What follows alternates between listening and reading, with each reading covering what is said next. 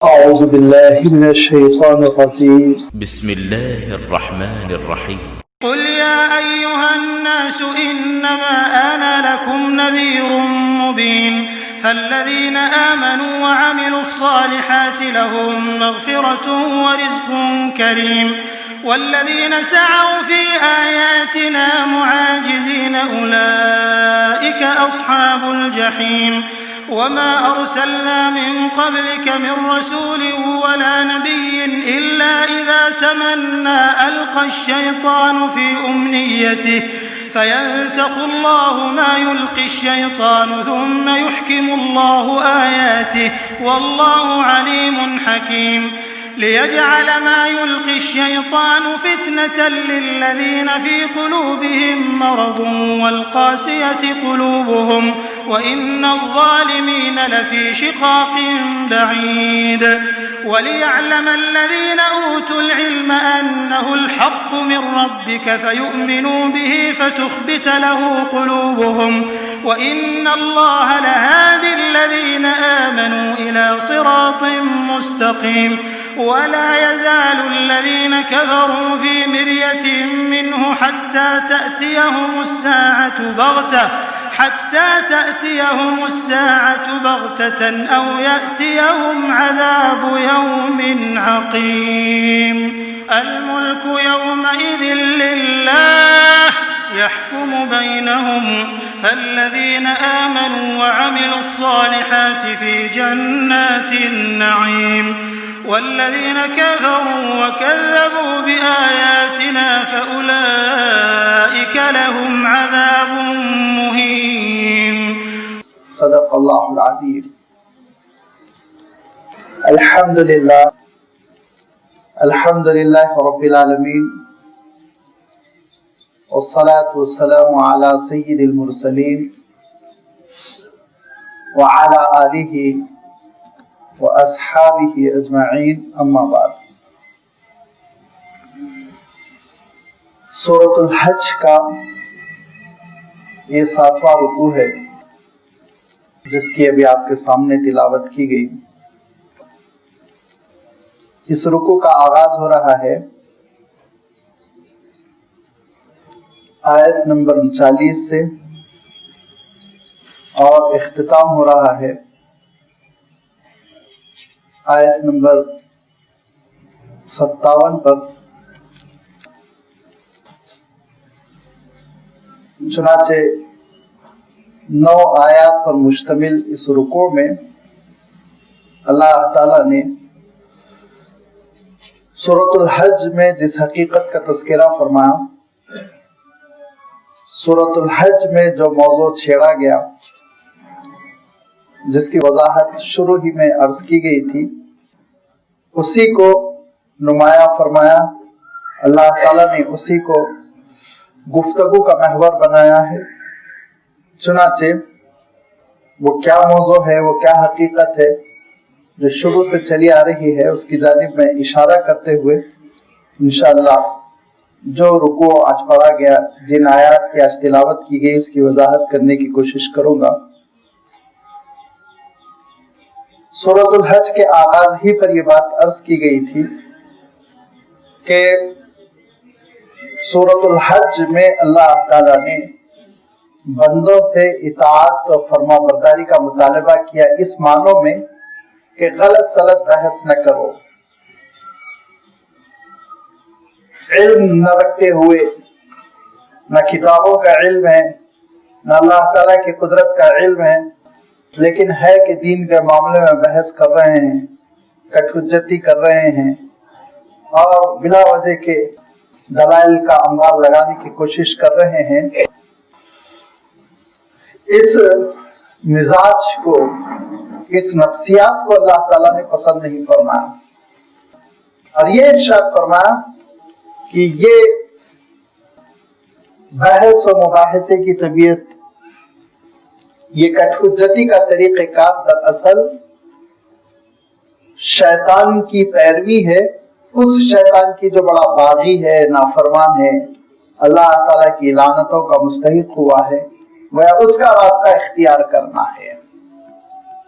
اور اس کے بالکل مد مقابل اس کی ضد میں جو راستہ ہے بالکل مخالف میں وہ نبیوں کا راستہ ہے، اور نبیوں میں بھی حضرت ابراہیم علیہ الصلوۃ والتسلیم کا وہ راستہ جو اطاعت ہی اطاعت ہے، کہ حضرت ابراہیم علیہ السلام نے کبھی یہ نہیں پوچھا کہ اللہ میں یہ کیوں کروں، یہ نہیں پوچھا. ان کو یہ کہا گیا کہ بیٹے کی گردن پر چھری رکھ دو، تو انہوں نے کہا کہ اسلمت للہ رب العالمین، اللہ کا حکم میں مانوں گا. کوئی تردد نہیں، کوئی تعمل نہیں، کوئی توقف نہیں، ڈیلے نہیں کیا، بحث نہیں کی، دلیلیں نہیں پوچھی. حالانکہ حضرت ابراہیم علیہ السلام کو عقلی طور پر بھی اور شرعی طور پر بھی یہ حق تھا کہ اللہ تعالیٰ سے ایک بات پوچھتے کہ اللہ، جس لڑکے کو میں نے تجھ سے بڑی دعاؤں کے ذریعے سے مانگا تھا اور جس اولاد کو میں نے پروان چڑھایا تھا تاکہ تیرے دین کی خدمت کرے اور اسلام کے مشن کو لے کر چلے، توحید کا علمبردار بنے، اللہ وہ لڑکا اب جوان ہونے جا رہا ہے تو میں کیوں ذبح کروں، اس کے پیچھے حکمت کیا ہے مولا، آپ یہ مجھے بتا دیں. یہ سوال اگر حضرت ابراہیم علیہ السلام کرتے تو پھر اس میں ذرہ برابر بھی مذائقہ نہیں تھا، پورا حق تھا. لیکن حضرت ابراہیم علیہ السلام کے پاس اللہ کا حکم آنے کے بعد کیوں نہیں تھا، لہذا حضرت ابراہیم علیہ السلام نے حضرت اسماعیل علیہ السلام کو ذبح کیا. سورہ صافات میں تفصیل ہے، سورہ حج میں نہیں ہے، لیکن سورہ حج میں یہ ہے کہ پھر اللہ تعالیٰ نے حضرت ابراہیم علیہ السلام کو اور حضرت اسماعیل علیہ السلام کو حرم شریف کی تعمیر کا حکم دیا، وَأَذِّنْ فِي النَّاسِ بِالْحَجِّ، اور حکم دیا کہ حج کا اعلان کر دیں. اب حج کی منادی کر دی گئی، اور حج کی جب منادی کر دی گئی تو حج کی عبادت کو اللہ تعالیٰ نے قوموں اور ملتوں کے لیے ایسا مقبول فرمایا کہ پھر حضور اکرم صلی اللہ علیہ وسلم کی شریعت میں حج کی پوری تکمیل کر دی گئی. مناسک حج اللہ کے رسول صلی اللہ علیہ وسلم نے حجۃ الوداع میں پوری امت کو سکھا دیے، کیونکہ 1 لاکھ سے زائد صحابہ آپ کے ساتھ تھے، اور اللہ کے رسول صلی اللہ علیہ وسلم یہ ارشاد فرماتے تھے کہ مجھ سے سیکھ لو یہ حج کے مناسک، کہ آئندہ سال میں رہوں نہ رہوں. لہذا ہر منسک اور حج کا ہر عمل اور حج کا ہر پہلو اللہ کے رسول صلی اللہ علیہ وسلم نے امت تک پہنچایا. الحمدللہ قیامت تک یہ جاری و ساری رہے گا. یہ حج کیا ہے، آپ حج کی عبادت پر بھی غور کر لیجئے. ماشاءاللہ سے نماز کے سلسلے میں، زکوٰۃ کے سلسلے میں، روزے کے سلسلے میں بہت سارے لوگ بڑی دنیاوی حکمتیں بتاتے ہیں، مجھے بھی اختلاف نہیں ہے، بتائیے. ترغیب کے لیے یہ سب ٹھیک ہے، ترغیب کے لیے یہ سب ٹھیک ہے کہ آپ یہ کہیں کہ نماز سے خون کا دوران ٹھیک ٹھاک ہوتا ہے، نماز سے یہ ہوتا ہے، ورزش ہو جاتی ہے، روزے سے معدہ صاف ستھرا ہو جاتا ہے، وغیرہ وغیرہ. یہ دنیاوی ترغیبات دلا سکتے ہیں آپ، کوئی حرج نہیں. لیکن یاد رکھیے کہ اصل اسلام تو اطاعت اور فرما برداری کا ہے، اور یہ اطاعت اور فرما برداری حج میں کھل کر آتی ہے، جس کے سلسلے میں عرض کرتا ہوں کہ آج موجودہ دور میں کم سے کم آپ حج کریں گے تو 3-3.25 لاکھ تو لگ ہی جائیں گے. 3-3.25 لاکھ روپے خرچ کرنے کے بعد اور ان سینکڑوں کلومیٹر کا سفر کرنے کے بعد جب کعبۃ اللہ کی پاکیزہ فضاؤں میں ایک حاجی پہنچ جاتا ہے اور بیت اللہ ہے، دعائیں ہیں، مطاف ہے، طواف ہے، نوازے ہیں، لیکن اللہ کا حکم ہو رہا ہے کہ حرم کی فضاؤں کو چھوڑ دو، میدان میں چلے جاؤ. کیوں اللہ؟ حرم آپ نے تو اس کو فضیلت والا بنایا، آپ ہی نے تو اس کی 1 رکعت کو 1 لاکھ رکعتوں کے برابر قرار دیا، آپ ہی نے تو اس کی قسم کھائی لا اقسم بهذا البلد وانت حل بهذا البلد، آپ ہی نے تو اس کو بلد امین کہا. کیا کیا نہیں فضیلتیں آئی ہیں قرآن پاک میں، احادیث میں. تو پھر میں اتنی پاک سرزمین کو چھوڑ کر میدان میں کیوں چلا جاؤں؟ سوال ہی نہیں. بس اللہ کا حکم، اللہ کا حکم مینا چلے گئے، اللہ کا حکم میدان عرفات چلے گئے، اللہ کا حکم مغرب چھوڑ دیا آپ نے، مغرب کی نماز چھوڑ دی. اور ہو سکتا ہے کتنے اللہ کے نیک بندے ہوں گے جو زندگی میں پہلی مرتبہ مغرب قضا کرتے ہوں گے، لیکن اللہ کا حکم ہے آپ نہیں پڑھ سکتے میدان عرفات میں مغرب کی نماز. آپ کو پڑھنا ہے مزدلفہ میں پہنچ کے، چاہے رات میں 2 بجے پڑھے 3 بجے پڑھے. لہٰذا اللہ تعالیٰ کا حکم ہے اور حاجی مان رہا ہے. کیوں؟ کیا ہے؟ वो ये कह रहा है इन्ना सलाती व नुसुकी व महयाया व ममाती लिल्लाहि रब्बिल आलमीन, कि अल्लाह मेरा कुछ नहीं है, मेरी नमाज नहीं है, मेरी कुर्बानी नहीं है, बस सब कुछ आपका हुक्म है। आपका हुक्म हो तो मेरी नमाज है, आपका हुक्म हो तो फिर मेरी कुर्बानी है, और अगर आपका हुक्म ना हो आपके खिलाफ तो बड़ी से बड़ी इबादत भी अकारत जाती है, कलादम हो जाती है। ये है इस्लाम। बात मानो अल्लाह की, उसमें कील काल न करो, हुज्जत न करो। और मुशरिकीन मक्का का आलम यह है कि दीन के मामलात में बहस करना। लिहाजा ये सूरत उतरी तो हिजरत से पहले मक्का मुकर्रमा में, लेकिन इसकी कुछ आयतें हिजरत के बाद भी नाजिल हुई। टॉपिक से उनका ऐसा ताल्लुक था कि सूरतुल हज में वो रखी गई कि जब तुमको हज से रोका जाए तो तुम्हारा रद्द अमल क्या होना चाहिए।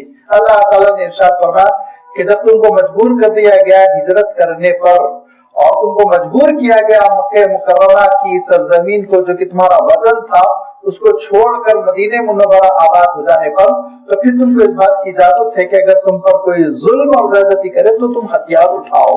ये वो आयतें हैं जो दरअसल मदनी है, हिजरत के बाद नाजिल हुई, लेकिन हज से मुताल्लिक थी, इसीलिए वो आयतें रख दी गई। उसके बाद से फिर अल्लाह ताला ने ये बात इरशाद फरमाई कि जगहों के पीछे क्या हिकमत है, जगहों की वजह से जंग होती है और एक कौम दूसरी कौम से मुठभेड़ हो जाती है, तो उसके पीछे हिकमत ये है कि इस तरह से दरअसल जो जालिम होते हैं, नशे में चोर, जुल्म और ताकत के, उनको दरअसल ठंडा करना, उनको बिठाना, उसका तस्करा करते हुए फिर अल्लाह ताला इसी बात को इरशाद फरमा रहा है कि कुल या अय्युहन्नास इन्नमा अना लकुम नज़ीरुम मुबीन। ए नबी आप कहिए लोगों से कि ऐ लोगों देखो बेशक मैं तुम्हारी जानिब भेजा गया हूँ। इन्नमा अना लकुम, मैं तुम्हारे लिए क्या हूँ, नज़ीरुम मुबीन, खुला हुआ आगाह करने वाला। नज़ीर की से पहले भी मैं तशरीह कर चुका हूँ। आमतौर पर हम तर्जुमा करते हैं डराने वाले से, लेकिन नज़ीर उस डराने वाले को कहते हैं जिसके डराने की बुनियाद दरअसल मोहब्बत होती है। एक डराना है शेर का डराना, आपके सामने आ गया, आप डर गए, शेर ने डरा दिया कहा जाए, लेकिन नज़ीर उस मौके पे उसको नहीं कहा जाएगा। नज़ीर कहते हैं एक आपको चाहने वाला, आपका उस्ताद, आपका वालिद और मोहब्बत करने वाला, वो मोहब्बत की बुनियाद पर, शफकत की बुनियाद पर आगाह करे और बतलाए कि देखो जिस रास्ते पे तुम चल रहे हो उसका नुकसान होगा, उससे तुमको उलझन होगी, परेशानी होगी और उसका बुरा नतीजा तुमको भुगतना पड़ेगा। ये अंदाज नज़ीर का होता है जो रसूलों और नबियों की सिफत रही।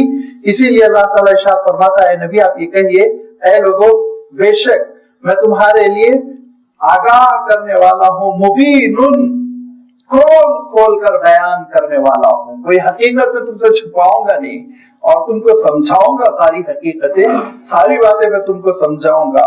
मुबीन के माने बयान से बयान करने वाला। लिहाजा अल्लाह ताला ने आप सल्लल्लाहु अलैहि वसल्लम को ज़बान भी वो दी थी जो गैर मामूली खूबसूरत और फसीह अरबी के, खुद अल्लाह के रसूल सल्लल्लाहु अलैहि वसल्लम इरशाद फरमाते थे कि मैं उस कबीले कुरैश का हूँ जिसकी ज़बान का सिक्का चलता है, और फिर मेरी तरबियत हुई बनी नज्जार में, जो जबान के सिलसिले में, अरबी जबान के सिलसिले में बड़े माहिर समझे जाते थे। लिहाजा आप फरमाते थे कि मैं तुम में सबसे ज्यादा फसीहुल लिसान हूँ। क्यों अल्लाह ताला ने ये सिफत इसलिए रखी, बल्कि तकरीबन सारे नबियों में ये जबान पर कुदरत अल्लाह ताला इसलिए रखता था ताकि बात वो खोल कर समझा दे।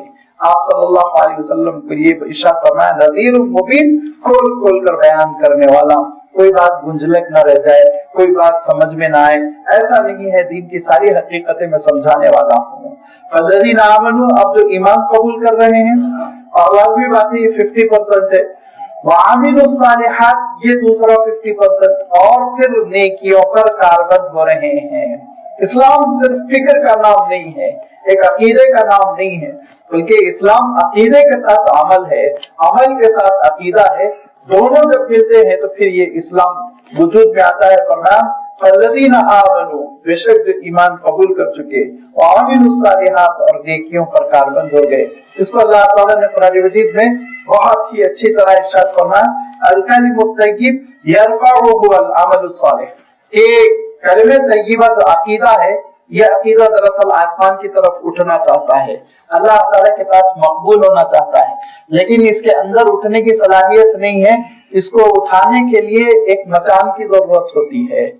आप हैदराबाद में मंडवा जिसको कहते थे कि अंगूर की बेलें आपने देखी होंगी कि वो खुद से अपने तने पे नहीं खड़ी हो सकती है, उनके लिए बाज़ाब्ता एक मंडवा तैयार किया जाता है बांस का, और उसके ऊपर फिर वो धीरे धीरे धीरे धीरे ऊपर चढ़ती है, फैलती है और फिर फल आता है।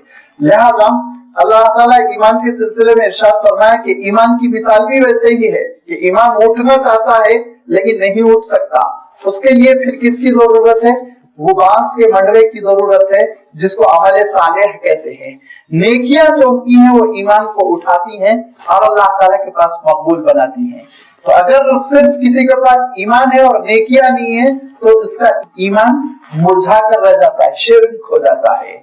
और किसी के पास सिर्फ और सिर्फ अमले सालेह है और ईमान नहीं है तो लाज़मी बात है बेत की छड़ियां है, बांस है, बेल नहीं है तो फिर फल कहां से मिलेगा? जब दोनों चीजें हैं तो फल मिलने वाला है, नतीजा मिलने वाला है, ईमान और अमल सालेह। अल्लाह ताला ने कुरान मजीद में बीसियों, बल्कि बीसियों नहीं शायद अगर गिना जाए तो सैकड़ों मकामात ऐसे हैं जहां पे इरशाद फरमाया आमनु व अमिलुस सालिहात, ईमान अमल सालेह, ईमान अमल सालेह दोनों को लाजिम और मलजूम रखा अल्लाह ताला ने। लिहाजा यहाँ भी इरशाद फरमाया फल्लज़ीना आमनु व अमिलुस सालिहात लहुम मग़फ़िरतुन व रिज़्क़ुन करीम, उनके लिए बख्शिश है और उनके लिए रिज़्क़ करीम है। बख्शिश मग़फ़िरत तो आप जानते हैं कि गुनाहों को माफ कर देना, और मग़फ़िरतुन के लफ्ज की भी मैं वज़ाहत कर चुका हूँ। देखिए एक होता है माफ करना, अब एक है मग़फ़िरत। इसमें क्या फर्क है? माफ करने के लिए अरबी में आफून का लफ्ज है, वो माफी भी मांगने का हुक्म है। और क्या हुक्म है? अल्लाह के रसूल सल्लल्लाहु अलैहि वसल्लम ने शब कदर के सिलसिले में जो बात इरशाद फरमाई इन्नका अफ़ुव्वुन तुहिब्बुल अफ़्वा फ़अफ़ु अन्नी, कि खूब माफी मांगो अल्लाह ताला से। उसके माने ये होते हैं कि किसी की खता पर, किसी की गलती पर उसको माफ कर दिया जाए। मसलन एक उस्ताद है, क्लासरूम में एक टीचर है, उसने एक स्टूडेंट की चीटिंग और गलती पकड़ लिया और उससे कहा मैंने तुमको पकड़ लिया, तुमने गलत काम किया, आइंदा से गलत काम न करो, मैं माफ कर रहा हूँ। ये है अफ़्वुन, ये भी मतलूब है। लेकिन उससे बढ़कर मग़फ़िरत है जिसके बारे में अल्लाह ताला की सिफत आई है गाफिर और गफ्फार और गफूर, तीनों सिफतें आई हैं और तीनों के रुतबे हैं, याद रखिए आप।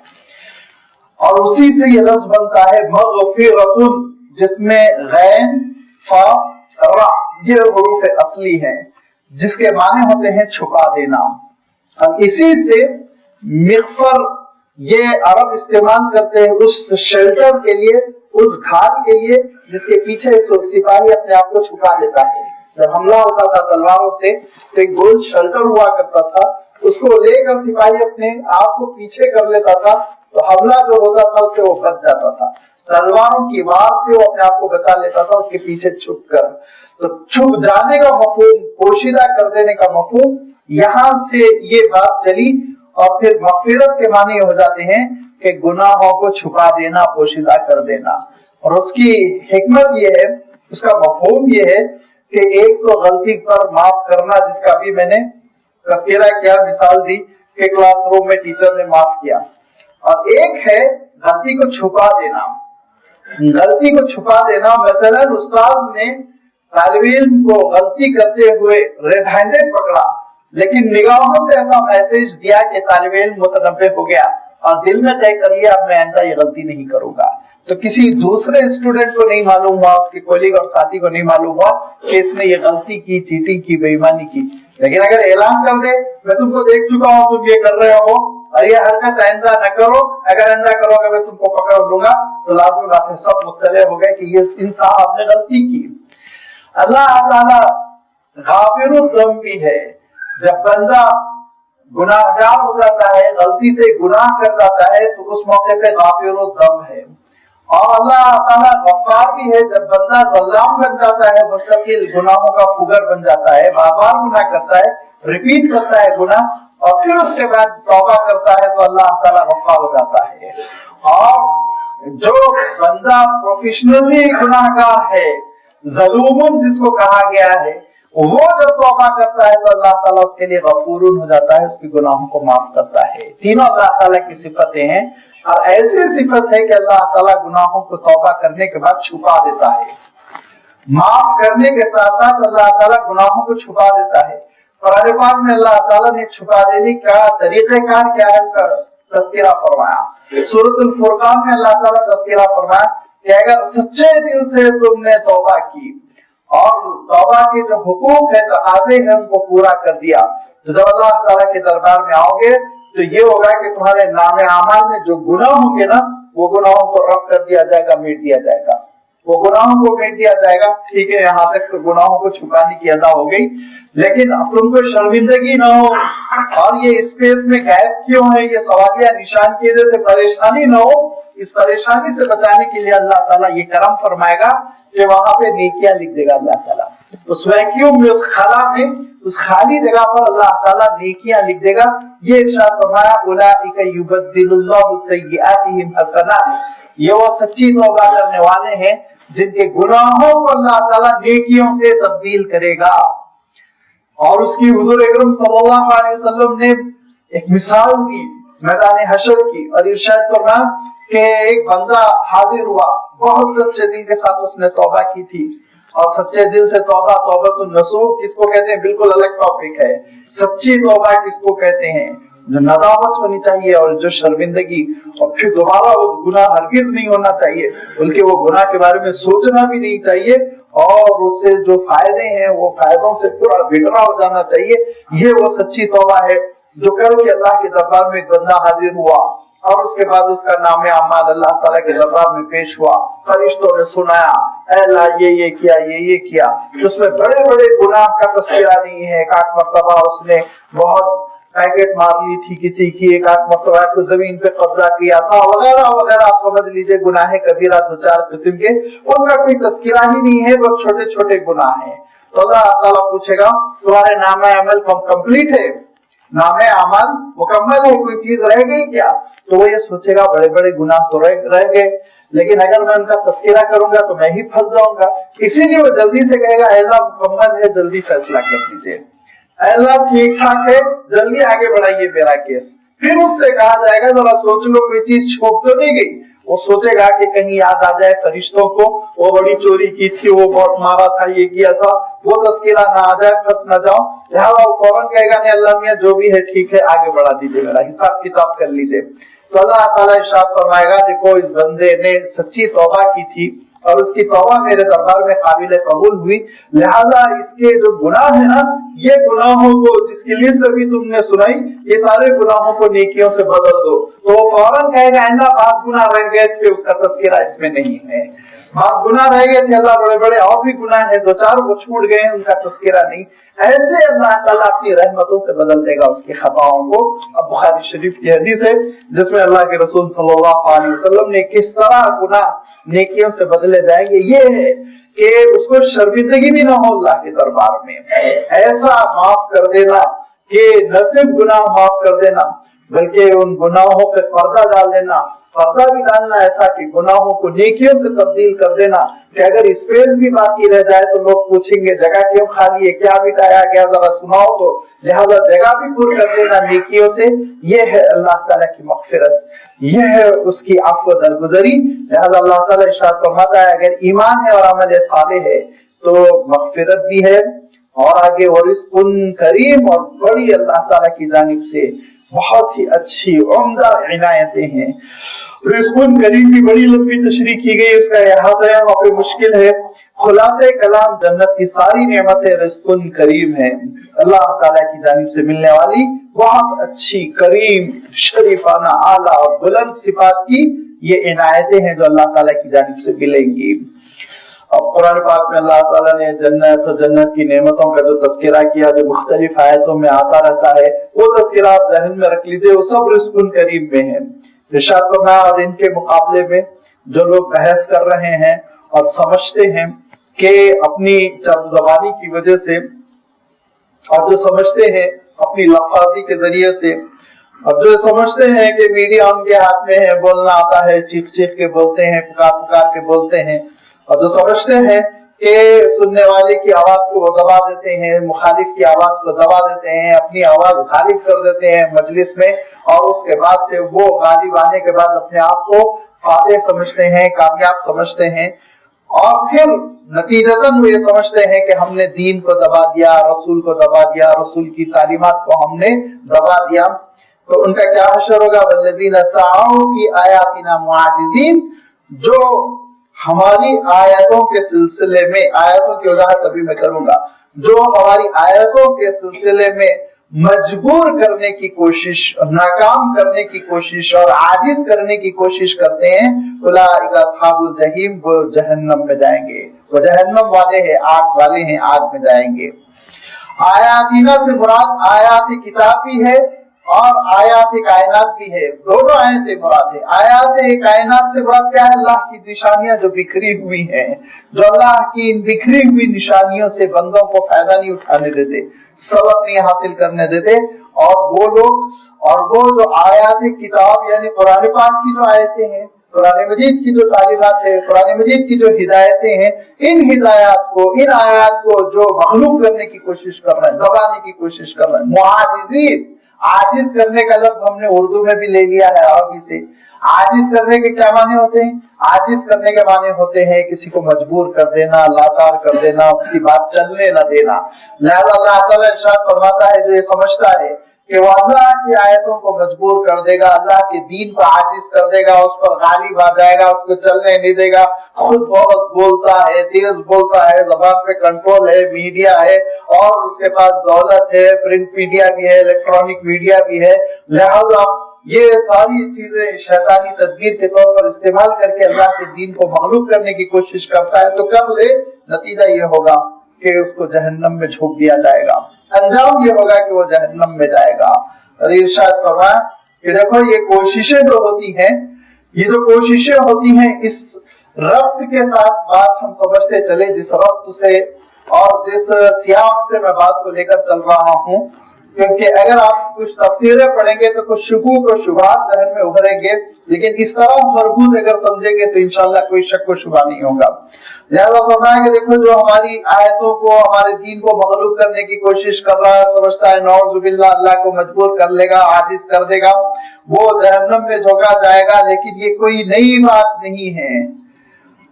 اللہ کے رسول صلی اللہ علیہ وسلم کے زمانے میں جو مخالفتیں ہوئی، وہ اللہ کے رسول صلی اللہ علیہ وسلم کے بعد سے آج تک جو ہو رہی ہیں، وہ یہ بھی نئی نہیں ہے، بہت پرانی ہے۔ اس کا تسلسل تو حضرت آدم علیہ السلام کے زمانے سے شروع ہو گیا، جو سب سے پہلے ابلیس نے سجدے سے انکار کر کے قسم کھائی کہ میں انسان کو گمراہ کر کے چھوڑوں گا، اپنی پوری طاقت جھونک دوں گا۔ وہاں سے سلسلہ چل رہا ہے اللہ کے دین کو مجبور کرنے کی تحریک کا۔ لہذا جتنی مخالفتیں ہو رہی ہیں، یہ مخالفتیں کوئی نئی نہیں ہیں۔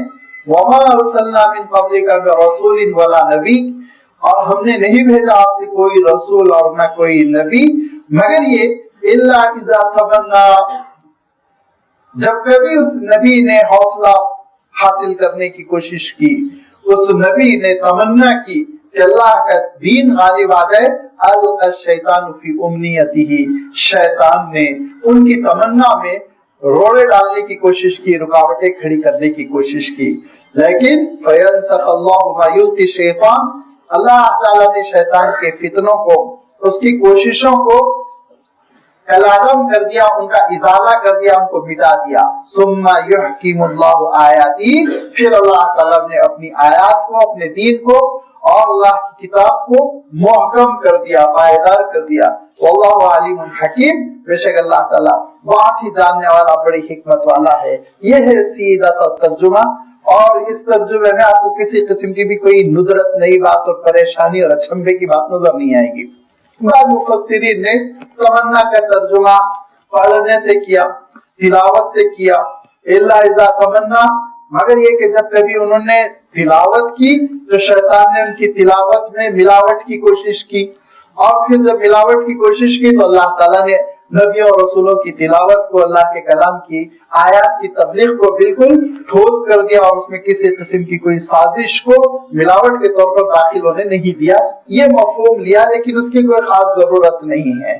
تمنا اردو میں بھی لفظ عربی ہی سے آیا، تمنا کرنا، اور آپ جانتے ہیں تمنا کے معنی آرزو کرنا. لازمی بات ہے نبیوں اور رسولوں کی تمنا کیا ہوتی تھی؟ نبیوں اور رسولوں کی کبھی تمنا یہ نہیں ہوئی کہ ان کا بنگلہ بن جائے، نعوذ باللہ.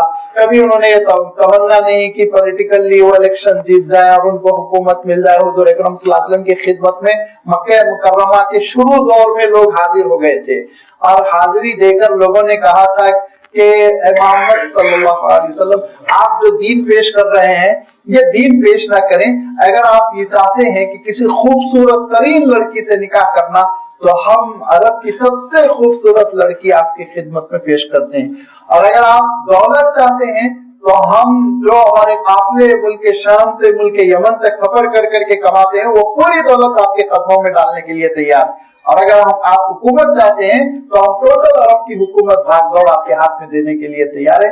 ذرا کمپرومائز کر لیجیے، ہمارے بتوں کو برا بھلا نہ کہیے. برا بھلا اس معنوں میں کہ اللہ کے رسول صلی اللہ علیہ وسلم یہ فرماتے تھے یہ باطل ہے، ان کی پوجا جائز نہیں، اس سے آپ وڈرا ہو جائیے.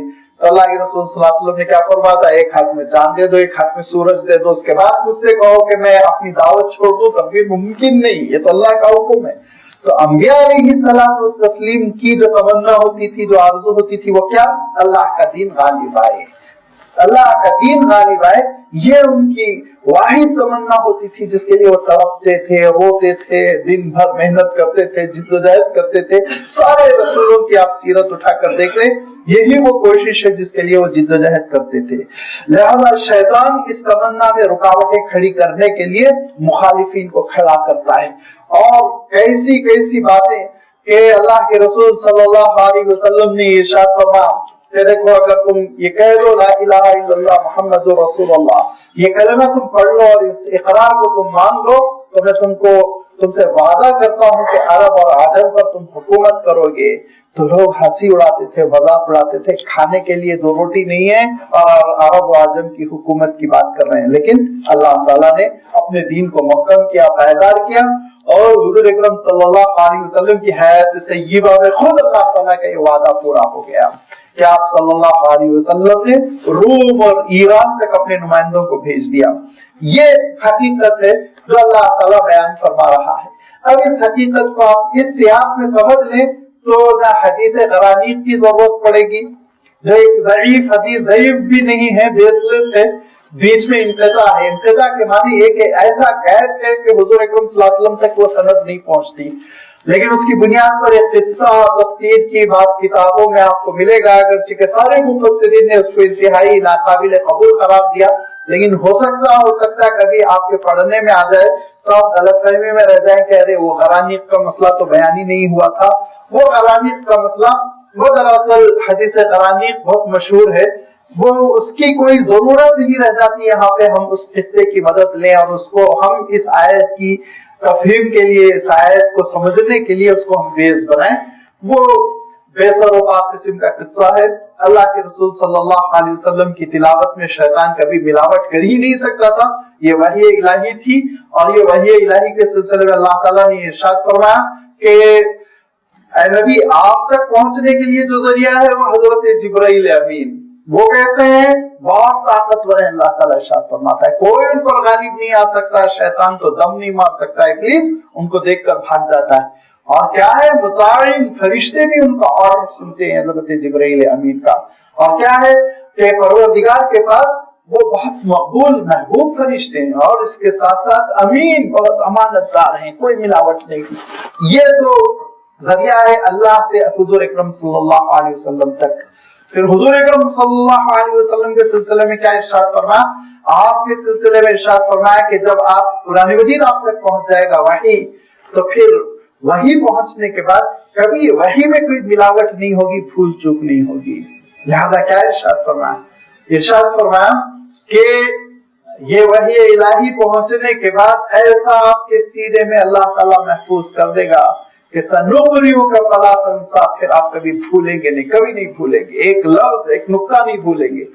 لہذا وحی الہی میں ملاوٹ اور شیطان اپنی آواز کو ملا دے اور اس میں غلطی ہو جائے، اس کا کوئی کسی قسم کا امکان نہیں ہے. اور جو یہ قصہ بیان کرنے کی کوشش کرتے ہیں وہ دراصل کچھ غلط فہمیوں میں مبتلا ہو گئے.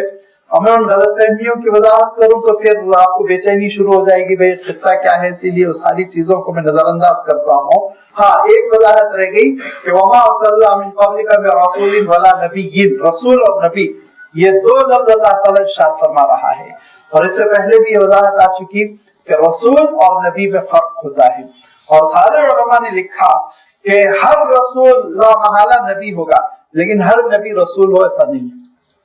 کیوں؟ اس لیے کہ نبوت کے بعد کا زینہ، نبوت کے بعد کا مرتبہ اور مقام رسالت کا ہے۔ نبی وہ ہے جن پر وحی آتی ہے، جو نبی وہ ہیں جو اللہ تعالیٰ سے جڑے ہوئے ہیں، نبی وہ ہیں جن کا اللہ تعالیٰ سے ڈائریکٹ رابطہ ہوتا ہے بذریعہ وحی، یہ نبی ہے۔ اور رسول وہ ہیں جو اللہ تعالیٰ سے وحی لے کر انسانوں تک پہنچانے کے جواب دہ ہیں اور ذمہ دار ہیں۔ لہٰذا ان کی بڑی حجتیں ہوئی، ان سے بڑی لڑائیاں ہوئی۔ کیوں؟ اس لیے کہ رسولوں نے دعوت پیش کی، رسولوں نے اللہ تعالیٰ کا دین پیش کیا، رسولوں نے اللہ تعالیٰ کی وحی پیش کی، لہذا ابلیس نے ان کے خلاف بڑی زبردست مزاحمتیں اور لڑائیاں کھڑی کر دی، جنگیں بھی ہوئی اور شہادتیں بھی ہوئی اور بہت کچھ ہوا۔ لیکن اللہ تعالیٰ نے یہ فیصلہ کر لیا کہ رسولوں پر اللہ تعالیٰ شیطان کو غالب نہیں آنے دے گا۔ کتب اللہ لأغلبن انا ورسلی، اللہ نے یہ فیصلہ کر لیا ہے، ارشاد فرمایا کیا فیصلہ کر لیا ہے؟ لأغلبن انا ورسلی، میرے رسول غالب آ کر رہیں گے۔ صرف ایک رسول ایسے ہیں جن کے بارے میں غلط فہمی ہو سکتی ہے کہ وہ مغلوب دنیا سے اٹھے، وہ حضرت عیسیٰ علیہ السلام، وہ رسول ہیں لیکن ان کے مخالفین کامیاب ہوئے، لیکن یاد رکھیے وہ عارضی کامیابی ہے۔ اللہ تعالیٰ ارشاد فرماتا ہے کہ حضرت عیسیٰ علیہ السلام نازل ہو گئے اور حضور اکرم صلی اللہ علیہ وسلم نے وضاحت کر دی کہ وہ صلیب بھی توڑیں گے اور خنزیر کو قتل بھی کریں گے۔ کیا معنی؟ اس کے معنی یہ کہ حضرت عیسیٰ علیہ السلام عیسائیت کے باطل ہونے کو ثابت کر دیں گے اور اس کے بعد پھر آپ کی وفات ہوگی۔ تو ابھی حضرت عیسیٰ علیہ السلام کا ایک کام باقی ہے، اگرچہ کہ حضرت عیسیٰ علیہ السلام دنیا میں جب آئیں گے تو حضور اکرم صلی اللہ علیہ وسلم کے امتی کی حیثیت سے آئیں گے، رسول بن کر نہیں آئیں گے، لیکن اس کے باوجود حضور اکرم صلی اللہ علیہ وسلم کے دین کی تکمیل تو نہیں کہہ سکتے، تبلیغ پوری طرح کر کے جائیں گے، اور دجال کے فتنے کے خلاف محاذرائی کرتے ہوئے لوگوں کو بتا دیں گے کہ یہودیت بھی غلط تھی، اہل کتاب غلط تھے، عیسائی غلط تھے، حق وہی ہے جو اللہ کے رسول صلی اللہ علیہ وسلم نے پیش کیا۔ تو اس کے معنی ہے کہ حضرت عیسیٰ علیہ السلام بھی اپنے دشمنوں پر غالب آ کر ہی رہیں گے۔ یہ ہے رسول اور نبی کہ نبی کا رابطہ اللہ تعالیٰ سے وحی کی بنیاد پر رہتا ہے، پھر اس کے بعد جس کو اللہ تعالیٰ یہ حکم دیتا ہے کہ میری جو وحی آ رہی ہے وہ انسانوں تک پہنچاؤ، تبلیغ کرو، تو پھر وہ رسول بنتا ہے، اور جب تبلیغ کرتا ہے تو لازمی باتیں مخالفتیں ہوتی ہیں۔ حضرت نوح علیہ السلام کی مخالفتیں ہوئی، حضرت ابراہیم علیہ السلام کی مخالفتیں ہوئی، حضرت موسیٰ و عیسیٰ علیہ السلام کی مخالفتیں ہوئی، حضور اکرم صلی اللہ علیہ وسلم کی مخالفتیں ہوئی، لیکن بالآخر غلبہ اللہ تعالیٰ رسولوں کو دیتا ہے اور رسول غالب آ کر رہتے ہیں۔ یہ ہے رسول اور نبی میں فرق، جو اللہ تعالیٰ ارشاد فرماتا ہے کہ چاہے وہ نبی ہو چاہے وہ رسول ہو، جب کبھی انہوں نے اللہ تعالیٰ کے دین کو غالب لانے کی تمنا کی اور کوشش کی تو شیطان نے رکاوٹیں قائم کی، لیکن اللہ تعالیٰ نے اس کی رکاوٹوں کو دور کیا اور اس کی رکاوٹوں کو کلعدم کر دیا، اور پھر اللہ تعالیٰ کی آیتوں کو، اس کے دین کو پائیدار کر دیا، غالب کر دیا، کیونکہ اللہ تعالیٰ علم بھی رکھنے والا ہے، حکمت بھی ہے۔ لِيَجْعَلْ مَا يُلْقِي الشَّيْطَانُ فِتْنَةً لِلَّذِينَ فِي قُلُوبِهِم مَرَضٌ وَالْقَاسِيَةِ قُلُوبُهُمْ۔ یہ ہے ہمارا رب کا امتحان۔ شیطان کو کیوں موقع اللہ تعالیٰ دے رہا ہے؟ ابلیس کو موقع ہی نہ دیا جاتا۔ ابلیس کو اس سے پہلے کہ وہ فتنہ کرتا، اس سے پہلے کہ وہ سازشیں کرتا، اللہ تعالیٰ اس کو نیست و نابود کر دیتا، لیکن پھر ہمارا رب کا امتحان نہیں رہ جاتا۔ فرمایا لیے جانا، تاکہ اللہ تعالیٰ بنا دے ما یلقی الشیطان، شیطان جو کچھ کر رہا ہے، جو کچھ وہ سازشیں چل رہا ہے، اس کو کیا بنا دے؟ فتنتن۔ فتنے کے معنی عربی میں آزمائش کے ہیں، امتحان۔ عربی کے بہت سے الفاظ اردو میں مظلوم ہیں، اردو میں مظلوم ہے، کے اوپر ظلم کیا جاتا ہے۔ اب مثلا اردو میں اگر آپ یہ کہیں حکیم تو اس کے معنی آپ یہ سمجھتے ہیں بیچارہ وہ جو ناکام یونانی علاج کرتا ہے وہ حکیم ہے، لیکن عربی میں حکیم کون ہے؟ اللہ کی صفت ہے۔ बहुत दाना वीना, बहुत हिकमत वाला, विजडम जिसके पास हो, उसको अरबी में हकीम कहते हैं। इसी तरह से बहुत से अल्फाज है जो उर्दू में बहुत मुख्तसर मानों के लिए आ गए हैं और छोटे मानों के लिए आ गए। उन्हीं में एक लफ्ज फितना है, फितनतुन। फितनतुन के माने उर्दू में तो ये लेते हैं साजिश, फसाद, बिगाड़, लेकिन अरबी में ऐसा कुछ नहीं। अरबी में माने होते हैं फितनतुन के आजमाइश, इम्तिहान, आजमाना। लिहाजा अल्लाह ताला ने इरशाद फरमाया कि अल्लाह ताला ने तुम्हारी दौलत को, तुम्हारी औलाद को तुम्हारे लिए फितना बनाया, तो उसके माने वहां पे सिर्फ इम्तिहान बनाया, आजमाइश बनाया। ये नहीं कि इन सबको कत्ल करके फेंक दो, ये आजमाइश है, ये फितना है, मुसीबत है, बिगाड़ का सबब है, नहीं, इम्तिहान है। कैसे इम्तिहान है? दौलत की मोहब्बत में अल्लाह को छोड़ देते हो या नहीं, इम्तिहान है। औलाद की मोहब्बत में अल्लाह को छोड़ते हो या नहीं, इम्तिहान है। अगर अल्लाह की मोहब्बत गालिब है और औलाद को अल्लाह ताला की दीन के उसमें ढालते हो तो तुम इम्तिहान में कामयाब। अल्लाह की मोहब्बत गालिब है और दौलत को अल्लाह के हुक्म के मुताबिक खर्च करते हो तो तुम कामयाब है। यह आजमाइश अम्वालुकुम व औलादुकुम फितनतुन, जो अल्लाह ताला ने इरशाद फरमाया, उससे बहुत से लोग परेशान हो गए। फितना कैसा है? औलाद को फितना साबित करते हैं, दौलत को फितना साबित करते हैं। दरअसल फितने के माने वो फितने के नहीं है जो उर्दू के हैं, आजमाइश से तर्जुमा कीजिए, इम्तिहान से तर्जुमा कीजिए। लिहाजा अल्लाह ताला इरशाद फरमाता है जो कुछ शैतान साजिशें करता है उसको अल्लाह ताला ने इम्तिहान बनाया, और ये इम्तिहान बिलखुसूस सख्त हो जाता है और उन लोगों की नाकामी का सबब बन जाता है। लिल्लज़ीना फी कुलूबिहिम मरदुन, जिनके दिल में रोग है। वल कासियती कुलूबुहुम, नंबर 2, और जिनके दिल सख्त है। जिनके दिलों में रोग है कौन? जो ईमान का दावा तो करते हैं लेकिन दिल में कुफर छपा हुआ है, जिसको आप आम इस्तिलाह में निफाक कहते हैं। अल्लाह ताला महफूज रखे। ये वो सिफत है कि दिल में अगर बेईमानी बैठी हुई है, दिल में अगर अल्लाह ताला की मोहब्बत नहीं है, अगर दिल में रसूल की मोहब्बत नहीं है, दीन की अजमत नहीं है, तो फिर इसके बाद से आदमी आलयकार बन जाता है, आदमी टूल बन जाता है किसका? साजिशों का, इब्लीस की साजिशों का। इसीलिए आप देखेंगे कि बहुत से लोग नाम के मुसलमान हैं लेकिन बात वो यहूदियों से भी बदतर करते हैं, बात वो मुशरिकों से भी बदतर करते हैं दीन के सिलसिले में, और दीन के सिलसिले में वो अपनी गलत ज़बानी करते रहते हैं। क्यों? इसलिए कि फी कुलूबिहिम मरदुन, के दिल में असलन रोग है, इस्लाम से नफरत है, बुग़्ज़ है, अदावत है। ये अल्लाह के रसूल सल्लल्लाहु अलैहि वसल्लम के जमाने में भी थे। इनका आलम ये था कि अल्लाह के रसूल सल्लल्लाहु अलैहि वसल्लम की मुखालिफत में खुद आप सल्लल्लाहु अलैहि वसल्लम की हयात तय्यबा में बोलते रहते थे। लिहाजा ऐसे लोगों के लिए शैतान की साजिशें वो दरअसल उनकी खुद नाकामी का सबब बन रही है। ऐसी आजमाइश है जिसमें वो आजमाए जा रहे हैं और वो नाकाम हो रहे हैं। वल कासियती कुलूबुहुम, और जिन्होंने अपने दिलों में कुफ्र को इतना पुख्ता कर लिया, इतना पुख्ता कर लिया कि दिल उस पर सख्त हो गए। सीमेंट की मिसाल आप ले लीजिए कि अगर वो नर्म है और उसके ऊपर अभी पूरी तरह पानी वानी का छिड़काव नहीं हुआ तो उसमें एक नरमी रहती है, लेकिन सूखते सूखते एक मकाम ऐसा आता है, एक वक्त ऐसा तो पत्थर का ढेला वो बन जाती है।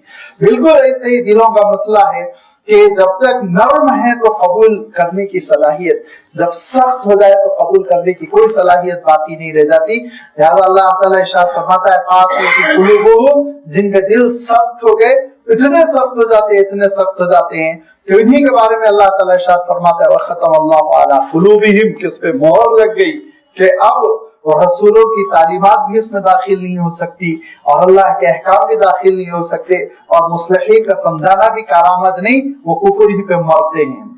लेकिन वो इन्ना ज़ालिमीन लफ़ी शिक़ाक़िन बईद, ये वो लोग हैं, ये वो जालिम है जो दीन के मामले में बहुत सख्त है, बहुत दूर और बहुत ही मुखालिफत में पड़े हुए हैं। शिक़ाक़ मुखालिफत को कहते हैं, बईद का तर्जुमा खूब जबरदस्त किस्म की मुखालिफत मुराद लीजिए। वलियअलम अल्लज़ीना उतुल इल्म, और ये इसलिए भी है कि ये शैतान की कोशिशें, आजमाइश और इम्तिहान उनके लिए भी है जिनके पास इल्म है, तो वो जानते हैं अन्नहुल हक़्क़ु मिन रब्बिका, कि ये परवरदिगार की जानिब से एक हक है, सच्चाई है।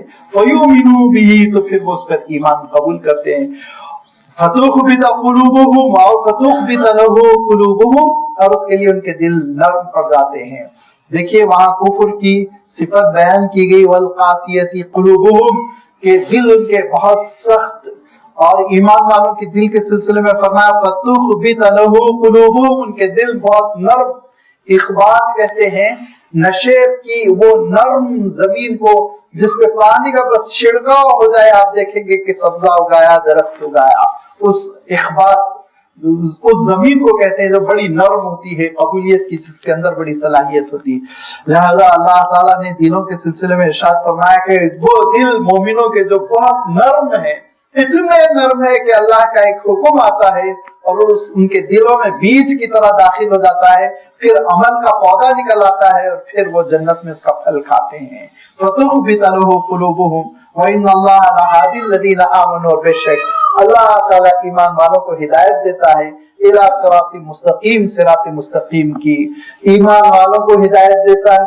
ایمان والوں کو تو ہدایت مل گئی تب تو ایمان والے ہوئے، ہدایت ملی تبھی تو ایمان انہوں نے قبول کیا۔